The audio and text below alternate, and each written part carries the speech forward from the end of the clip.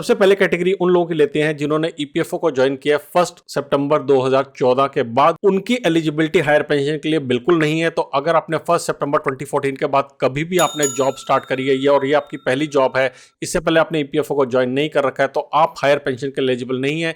ये वीडियो आपके लिए यहीं पे समाप्त होता है। Thank you very much for watching. अगले वीडियो में मिलते हैं। लेकिन नेक्स्ट कैटेगरी हम चलते हैं उन लोगों के लिए जो कि रिटायर हुए हैं 1 सितंबर 2014 से पहले और उन्होंने फर्स्ट जॉइंट ऑप्शन एक्सरसाइज नहीं करी थी। अब अभी तो हम बात कर रहे हैं जॉइंट ऑप्शन एक्सरसाइज करने की, सब जगह यही बात कर रही है। फर्स्ट जॉइंट ऑप्शन क्या थी उसको देखते हैं। सो अगर आपने फर्स्ट जॉइंट ऑप्शन को एक्सरसाइज नहीं किया था और आपकी रिटायरमेंट हो चुकी है 1 सितंबर 2014 से पहले, तो पहली बात आप हायर पेंशन के लिए एलिजिबल नहीं है और ये वीडियो आपको समाप्त हो जाता है। और अगर आप जानना चाहते हैं कि फर्स्ट ऑप्शन क्या थी तो उसके ऊपर नजर डालते हैं। सबसे पहले सुप्रीम कोर्ट का जो वर्डिक्ट था उसका पॉइंट 44.5 जो पॉइंट है वो आपको कहता है कि जिन लोगों ने 1 सितंबर 2014 से पहले रिटायरमेंट ली है और उन्होंने ऑप्शन नहीं एक्सरसाइज की थी 11/3 of pre amendment scheme, pre amendment scheme को भी मैंने नीचे दिया हुआ है, उसके ऊपर जाते हैं, और ऑलरेडी एग्जिट कर चुके हैं इसकी मेंबरशिप से, तो वो इस बेनिफिट के लिए एंटाइटलमेंट नहीं है, यानी कि उनको हायर पेंशन नहीं मिलेगी। एक बार फिर से, अगर आपने 1 सितंबर 2014 से पहले रिटायरमेंट ले ली है और आपने कोई भी एक्शन उस टाइम पे नहीं लिया था, चाहे आपकी सैलरी कुछ भी रही हो, आपको हायर पेंशन नहीं मिलेगी। 11/3 स्कीम क्या थी उसके ऊपर नजर डालते हैं। ये वो स्कीम थी जहां पे ईपीएफओ ने अमेंडमेंट करी थी अपनी स्कीम के अंदर और जहां पे कहा था कि आप एम्प्लॉय और एम्प्लॉयर ज्वाइंट ऑप्शन दे सकते हैं अपनी एक्चुअल वेजेस के ऊपर कंट्रीब्यूशन करने की। सो किस चीज के लिए आ रहा है? उन लोगों के लिए आ रहा है जिनके वेजेस 5,000 रुपए या फिर उसके बाद 6,500 रुपए से ज्यादा की थी और वो एक्चुअल वेजेस के ऊपर ईपीएफ के अंदर कंट्रीब्यूशन कर रहे थे। तो अगर आपने उसको कंट्रीब्यूशन को नहीं ऑप्ट किया था तो आपके लिए हायर पेंशन एलिजिबल नहीं है। इसी के बाद आती है कैटेगरी नंबर 3। कैटेगरी नंबर 3 कहती है retired before 1 September 2014 and exercise the first joint option successfully.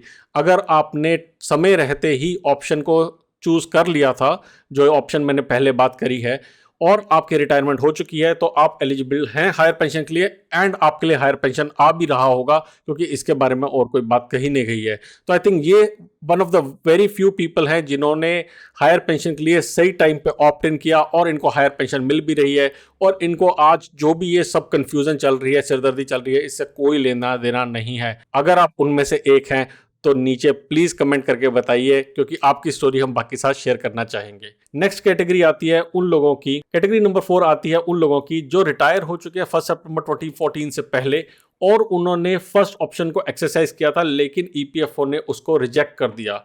अब ये किन लोगों की कैटेगरी आती है? ये उन लोगों की कैटेगरी आती है जहां पे लोगों ने पहले ज्वाइन जो किया, फॉर एग्जांपल अगर हम लेते हैं 1 सितंबर 2014 से इन्होंने पहले रिटायरमेंट ली थी, इन्होंने ऑप्शन चूज करने की कोशिश करी कि मैं पहला जॉइंट ऑप्शन चूज करता हूं, मगर इन्होंने सही टाइम पे नहीं करी। अब ये सही टाइम क्या है? एक कंडीशन दे रखी थी ईपीएफओ ने, उस कंडीशन को उन्होंने फुलफिल नहीं किया और उसके कारण ईपीएफओ ने इनको रिजेक्ट कर दिया। जो हमारा केस स्टार्ट हुआ था पूरा का पूरा, आरसी गुप्ता का जो केस स्टार्ट हुआ था वो यहीं से स्टार्ट हुआ था, इन्हीं लोगों से स्टार्ट हुआ था। और इसके बारे में जो सुप्रीम कोर्ट ने जजमेंट दी है उसके अकॉर्डिंगली ये हायर पेंशन के लिए एलिजिबल हैं अगर कुछ क्राइटेरिया को ये फुलफिल करते हैं। क्या क्राइटेरिया है वो यहाँ पे लिखे हुए हैं कि इनकी जो कंट्रीब्यूशन है वो 5,000 या फिर 6,500 रुपए की सैलरी से ज़्यादा, यानी कि जो एक्चुअल सैलरी है उसके बेसिस पे होनी चाहिए, एंड जो उन्होंने ऑप्शन है वो एक्सरसाइज की होनी चाहिए, यानी कि उन्होंने ईपीएफओ को इस ऑप्शन के बारे में एप्लीकेशन दी होनी चाहिए, उसका प्रूफ होना चाहिए, और ईपीएफओ ने इस ऑप्शन को डिक्लाइन कर दिया होना चाहिए। अगर इस कैटेगरी में आप लोग आते हैं तो आप हायर पेंशन के एलिजिबल है और ईपीएफओ के वेबसाइट पे करंटली एक यूआरएल लाइव है जहां से जाके आप अप्लाई कर सकते हैं हायर पेंशन के लिए। सो ये इसके बारे में भी बहुत सारी क्लैरिटी आ चुकी है, मगर इसके साथ साथ कुछ सवाल और भी आते हैं और उनके ऊपर भी नजर डालेंगे। सबसे पहले कौन सा प्रोविजन है जो इसको कवर करता है? तो प्रोविजन 44(4) और 44(9), ये जो प्रोविजंस थे, जो यानी कि सुप्रीम कोर्ट जजमेंट के अंडर जो केस के अंदर जजमेंट पास हुई थी, उसके अंदर इन दोनों प्रोविजंस के अंडर यहाँ पे आपको ग्रांट की जाती है हायर पेंशन। मैं डिटेल में नहीं जा रहा हूँ, आप इसको पढ़ सकते हैं, ब्लॉग का लिंक आपको नीचे डिस्क्रिप्शन में मिल जाएगा, मगर आप लोग हायर पेंशन के लिए एलिजिबल हैं। अब कुछ क्वेश्चंस जो लोगों ने पूछे थे उनको आंसर करने की कोशिश करते हैं कि क्या उनको कोई डिफरेंस पे करना पड़ेगा ईपीएफ के अमाउंट से और ईपीएस के अमाउंट के बीच में? तो आंसर है हाँ, अब आपको जो ईपीएफ का अमाउंट मिल गया था, आप लोग रिटायर्ड लोग हैं, आपको जो पैसा मिल गया था, तो आपको पैसा वापस करना पड़ेगा जो एक्सेस पैसा आपको मिला था। ये एक्सेस पैसा कौन सा है? ये एक्सेस पैसा वो पैसा है जो आपको as part of provident fund मिला था, लेकिन एक्चुअली में ये ईपीएस यानी कि पेंशन स्कीम में जाना चाहिए था। इसकी कैलकुलेशन कैसे होगी उसके बारे में हम डिटेल हमारे पास नहीं है। हैव टू पे इंटरेस्ट ऑन अबव अमाउंट, तो क्या आप जो अमाउंट वापस करोगे उसके ऊपर आपको कोई ब्याज भी देना पड़ेगा? तो बिल्कुल आपको ब्याज भी देना पड़ेगा, लेकिन उसकी कैलकुलेशन के बारे में भी कोई डिटेल अभी तक हमारे पास नहीं है। क्या हायर पेंशन आपको रेट्रोस्पेक्टिव मिलेगी, पीछे से मिलनी स्टार्ट होगी? तो उसका भी मुझे लगता है कि हाँ, आंसर यही होगा, क्योंकि आप पैसा पहले से वापस कर रहे हो तो आपको जो पेंशन है उसके भी अरियर मिलने चाहिए।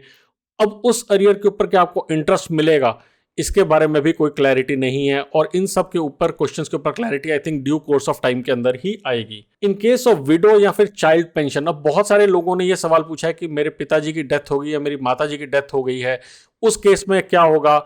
इसके बारे में ईपीएफओ ने क्लैरिटी नहीं दी है, लेकिन मैं आपको ये कहूंगा, सजेस्ट करूंगा कि आप जाके ईपीएफओ की वेबसाइट पे लॉगिन करके देखिए कि क्या वहां पे ऑप्शंस अवेलेबल हैं, और उसमें से देखिए कि आप कैसे कर सकते हैं। नेक्स्ट लेते हैं हम कैटेगरी नंबर 5। कैटेगरी नंबर 5 आती है उन लोगों की जिन्होंने ज्वाइन करी थी service before 1 September 2014 and retired या इन सर्विस आफ्टर 1 सितंबर 2014।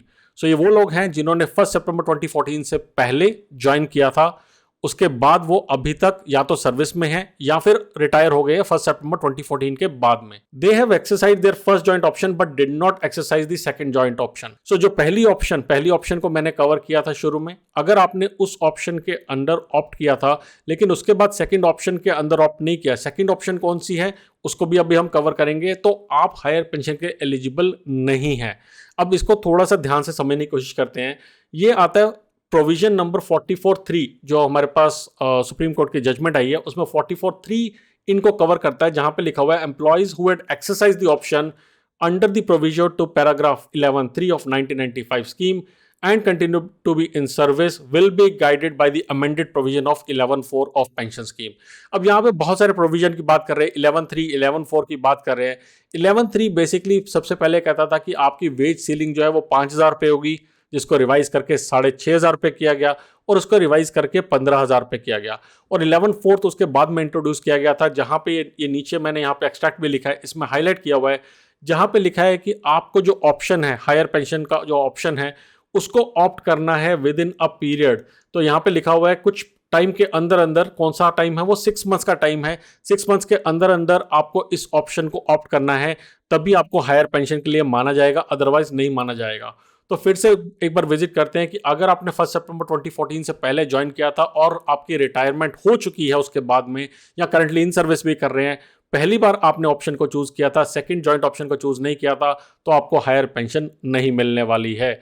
और यहाँ पे आपकी वेजेस कुछ भी हो, आपको हायर पेंशन नहीं मिलेगी, आपको पेंशन मिलेगी जो भी आपकी रिड्यूस वेजेस थी उसके ऊपर। नेक्स्ट बात करते हैं कैटेगरी 6 की।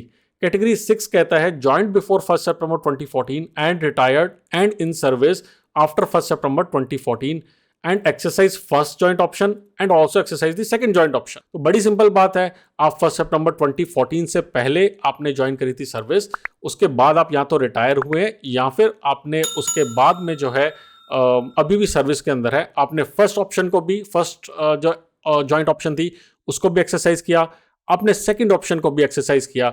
इस केस में आपने सब जगह सब कुछ किया है, तो आप भी एलिजिबल हैं हायर पेंशन के लिए। और ये वही केस आता है जो हमने सबसे पहले भी एक लोगों के लिए लिया था, जो ऑलरेडी रिटायर हो चुके हैं और जिन्होंने टाइम रहते ही हायर पेंशन के लिए एप्लीकेबिलिटी दिखाई थी। अगर आप भी उस केस में से आते हैं तो नीचे मुझे कमेंट सेक्शन में जरूर बताइएगा। नेक्स्ट बात करते हैं उन लोगों की जिसके ऊपर सबसे ज्यादा कृपा बरसी है और जिसके बारे में 20 फरवरी 2023 का सर्कुलर भी आया था। ये कैटेगरी है कैटेगरी 7, जिन लोगों ने 1 सितंबर 2014 से पहले जॉब स्टार्ट करी थी और इनकी रिटायरमेंट या तो 1 सितंबर 2014 के बाद में हुई है या फिर ये करंटली इन सर्विस हैं। इन लोगों ने फर्स्ट जॉइंट ऑप्शन को एक्सरसाइज नहीं किया था और सेकंड जॉइंट ऑप्शन को भी एक्सरसाइज नहीं किया था। इनके ऊपर प्रभु की असीम कृपा हुई है और इनको सुप्रीम कोर्ट ने एक वरदान दिया है। तो क्या ये लोग हायर पेंशन के एलिजिबल हैं? हाँ, लेकिन कुछ कंडीशंस भी हैं और उन कंडीशंस में नजर डालते हैं जो कि 20 जनवरी 2023 को काफी क्लियरली बताई गई थी। सबसे पहली उसमें कंडीशन है कि उनकी जो कंट्रीब्यूशन है वो होनी चाहिए एक्चुअल वेज पे, यानी कि 5,000 साढ़े 6,000 पैसे की वेज से ज्यादा कंट्रीब्यूशन उनकी होनी चाहिए। दोबारा बोलता हूं, 5,000 या 6,500 रुपये से वेज उनकी जाना ज़्यादा होनी चाहिए, सैलरी ज़्यादा होनी चाहिए जो उनकी पीएफ की कंट्रीब्यूशन होगी उसके लिए। और सेकेंडली इन्होंने जॉइंट ऑप्शन जो है पिछला वाला उसको ऑप्ट नहीं किया होना चाहिए। और लास्ट कंडीशन है कि उनकी मेंबरशिप होनी चाहिए 1 सितंबर 2014 से पहले भी और उस दिन और उसके बाद भी, यानी कि उसके बाद अगर रिटायर हो गए हैं तो इट इज़ ओके, अगर सर्विस में है इट इज़ ओके, लेकिन इससे पहले वो सर्विस में होने चाहिए और उन्होंने कोई भी ऑप्शन नहीं सिलेक्ट करी होगी। अब इसको कौन सा प्रोविजन कवर कर रहा है, तो 44 फोर्थ जो सुप्रीम कोर्ट की जजमेंट थी वहां से कवर हो रहे हैं। और उसके बाद में जो 20 जनवरी 2023 का सर्कुलर था जिसके ऊपर मैंने डेडिकेटेड वीडियो भी बनाया है वो भी इनको कवर कर रहा है। यहाँ पे हमारे पास दो केसेस आते हैं, एक उन लोगों का जो कि ऑलरेडी रिटायर हो चुके हैं और एक उन लोगों का जो कि ऑलरेडी सर्विस में है। सो जो लोग रिटायर हो गए हैं हैव टू पे डिफरेंस ऑफ अमाउंट, तो उनको जो है जो ऑलरेडी रिटायर मान लीजिए 2014 से अब 2023 के बीच में आ गए हैं और अगर आप 2020 में रिटायर हुए थे तो जो आपको ईपीएफ का अमाउंट मिला था रिटायरमेंट के टाइम पे उसको आपको वापस करना पड़ेगा। कितना अमाउंट वापस करना पड़ेगा डिटेल अभी मालूम नहीं है, लेकिन जो अमाउंट एक्चुअली में ईपीएस में जाना चाहिए था जो मैंने अपनी वीडियोस में कवर किया है वो अमाउंट आपको वापस करना पड़ेगा। अगेन क्या आपको इसके ऊपर इंटरेस्ट भी देना पड़ेगा, शायद आपको इंटरेस्ट भी उसके ऊपर देना पड़ेगा, क्या होगा उसका भी क्राइटेरिया पता नहीं है। हायर पेंशन आपको अरियर मिलेगी, बिल्कुल मिलनी चाहिए, उसके लिए भी डिटेल्स बाद में आएंगी। और क्या इंटरेस्ट मिलेगा उन अरियर को इसके बारे में भी हमारे पास क्लैरिटी नहीं है। विडो और चाइल्ड पेंशन के केस में क्या होगा उसकी भी हमारे पास क्लैरिटी नहीं है। और अगर हम बात करते हैं इन सर्विस लोगों के लिए तो क्या उनको ट्रांसफर करना पड़ेगा ईपीएफ और ईपीएस का अमाउंट, तो जवाब है हाँ, लेकिन क्योंकि आप अभी सर्विस के अंदर है तो ये एक्चुअली में जस्ट बुक ऑफ एंट्री इधर से इधर होगी, आपको पर्सनली फाइनेंशियल इंपैक्ट नहीं पड़ेगा अनटिल एंड अनलेस आपने कुछ लोन ले रखा है। अगर आपने कोई विड्रॉल कर रखा है, कोई पैसा ले रखा है तो आपको जरूर वापस करना पड़ सकता है, लेकिन अगर आपका नॉर्मल केस चल रहा है तो आपको कोई भी पैसा वापस नहीं करना। आपके लिए बिल्कुल ही सिंपल कंडीशन है अगर आप हायर पेंशन को ऑप्ट करते हैं तो। क्या आपको इंटरेस्ट भी ट्रांसफर करना पड़ेगा, तो जैसा हमें पता है कि हर साल आपके पीएफ अमाउंट के ऊपर इंटरेस्ट मिलता है, इसकी पूरी कैलकुलेशन मैंने अपने वीडियोस में बता रखी है, लिंक आपको नीचे डिस्क्रिप्शन में मिल जाएगा, तो वो भी अमाउंट ट्रांसफर होगा। ईपीएस के अमाउंट के ऊपर हमें इंटरेस्ट नजर नहीं आता है और उसका रीजन ये है क्योंकि ईपीएस के पैसा आपको नहीं मिलने वाला है, वो पेंशन स्कीम के पास जाने वाला है, वो दिखाते भी क्यों है पता नहीं, बट एनीवेज तो उसके ऊपर क्या इंटरेस्ट मिल रहा है नहीं मिल रहा है it is none of our business. Pension amount क्या होगा तो फॉर्मूला हमें दिया हुआ है, लेकिन अभी जो लोग सर्विस में हैं वो ये फाइंड करना चाहते हैं कि कैसे पेंशन निकलेगी। तो देखिए पेंशन फॉर्मूला कहता है कि लास्ट 60 मंथ्स की जो आपकी एवरेज सैलरी है, सैलरी का मतलब बेसिक और डीए, इसका जो लास्ट 60 मंथ्स का आपका बेसिक प्लस डीए है वो मल्टीप्लाई करना है आपको number of year of service. ये number of year of service 2 से बढ़ जाएगा अगर आपकी 20 ईयर्स की लगातार सर्विस रही है, लेकिन मैक्सिमम नंबर इसके अंदर 35 ही हो सकता है, और डिवाइड करना है इसको 70 से। तो मानते हैं कि अगर आपकी लास्ट 60 महीने की एवरेज सैलरी 1 लाख रुपए थी तो आपको जो पेंशन मिलेगी वो 50,000 रुपीज की मैक्सिमम मिल सकती है। नेक्स्ट केस लेके चलते हैं कैटेगरी नंबर 8। ये उन लोगों के लिए जो कि रिटायर हो गए हैं, इन्होंने फर्स्ट ऑप्शन जो है फर्स्ट जॉइंट ऑप्शन को नहीं इन्होंने पिक किया था, सेकंड जॉइंट ऑप्शन भी नहीं किया, लेकिन इनको हायर पेंशन मिल रही है। बेसिकली इन्होंने कोई ऑप्शन सेलेक्ट नहीं करी मगर इनको जो है हायर पेंशन मिल रही है। इसके बारे में री एग्जामिनेशन हो रहा है। अगेन ईपीएफओ ने एक सर्कुलर जारी किया है बेस्ड अपॉन सुप्रीम कोर्ट की जजमेंट कि इन लोगों को क्या हायर वेजेस मिलनी चाहिए थी, क्या इनको हायर वेजेस की एप्लीकेबिलिटी है या नहीं है, और इसी कारण से कुछ लोगों की पेंशन स्टॉप कर दी गई है या उसको रिड्यूस कर दिया गया 5,000 या 6,500 रुपए की पेंशन के बेस के ऊपर। पेंशन का अमाउंट नहीं बोल रहा हूँ 5,000 6,500 रुपए, लेकिन 5,000 6,500 रुपए की वेज सीलिंग के बेसिस पे पेंशन के अमाउंट को कैलकुलेट करके वही अमाउंट दिया जा रहा है। मगर जो केसेस मुझे पता लगे वहां पे पूरी की पूरी पेंशन रोक दी गई है। अगर आपका भी ऐसा केस है तो नीचे कमेंट सेक्शन में मुझे जरूर बताएं। अब चलते हैं इस पूरी समरी को, मतलब हमने बहुत चीजें डिस्कस करी हैं, अब इसकी समरी को देखने की कोशिश करते हैं जहां पे मैंने सारे के सारे केसेस को ले रखे हैं, 1 से लेकर 7 केस तक। 8 वाला केस तो हमें पता है कि वो रीअसेसमेंट में गया है। तो सबसे पहले कैटेगरी जो थी 1 सितंबर से बाद में ज्वाइन करने वालों के लिए, उनको मिलेगा बाबा जी का ठुल्लू, जय माता दी, लेट्स रॉक, आगे बढ़ते हैं। नेक्स्ट चलते हैं कैटेगरी 2 में, रिटायर बिफोर 1 सितंबर 2014।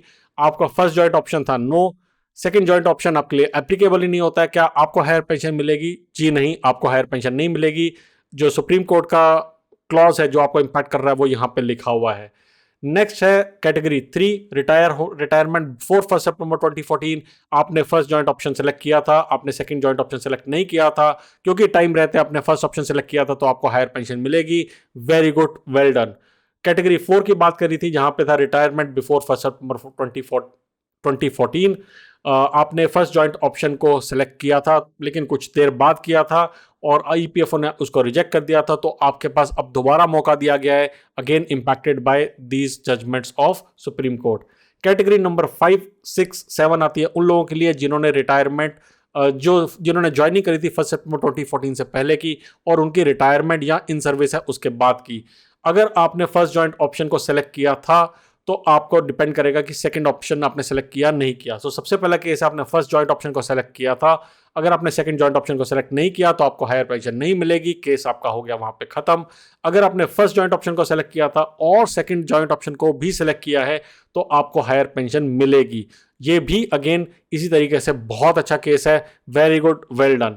लास्ट आते हैं हम जैसे लोग जिन्होंने ना फर्स्ट जॉइंट ऑप्शन किया लेकिन सेकंड जॉइंट ऑप्शन भी नहीं किया और भगवान की कृपा रही तो हमें हायर पेंशन के लिए एक बार वापस ऑप्शन मिला है। और अगर अभी भी वीडियो देख रहे हो तो लाइक शेयर सब्सक्राइब कर दो और जल्दी आएंगे एक और वीडियो लेके। तब तक के लिए बचाते रहे, कमाते रहे, बिकॉज एवरी पैसा मैटर्स।